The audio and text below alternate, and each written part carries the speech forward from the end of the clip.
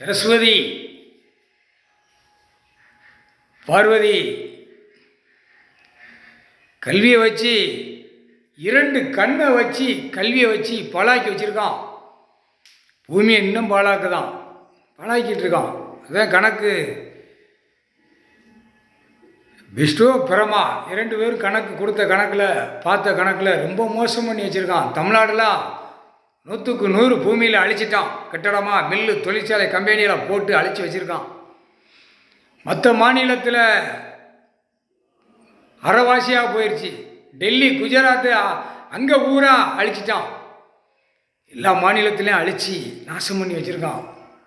Court, நீதிமன்ற கோர்ட்டில் என்ன விடை, என்ன கணக்கு, என்ன தப்பு, என்ன விடைங்கிறது தெரியாத அளவுக்கு நீதிமன்ற கோர்ட்டில் எல்லா ஜட்ஜி, கோட்டார், ஆண் பெண்ணும் தகடத்தில் உட்காந்துருக்காங்க. இதுக்கு என்ன கணக்கு? கல்வியை கணக்கு மாற்றுறது கடவுள் தான் மாற்ற முடியும், அவர் தான் மாற்றணும்.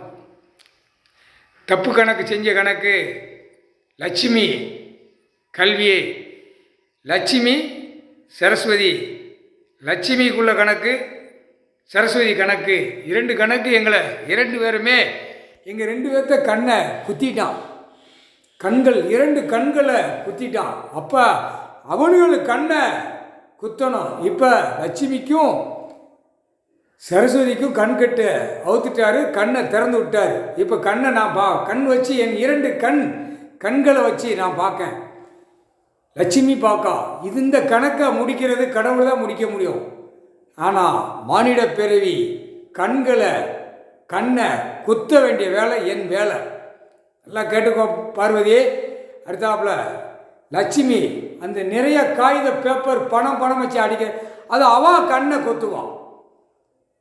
கடவுள் எங்களுக்கு வரம் கொடுத்துட்டார். இந்த இரண்டு வரம் இப்போ அழிக்கக்கூடிய வரம், மானிட பேலை அழிக்கக்கூடிய வரம். கால் சத்தியம், சந்தோஷம்.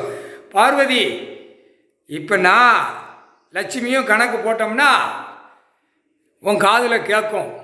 பிள்ளைகள் கூப்பிட்டால் உன் காதில் கேட்கும். மற்ற நேரம் காதை அடைச்சிருவார் கடவுள், உன்னுடைய காதை.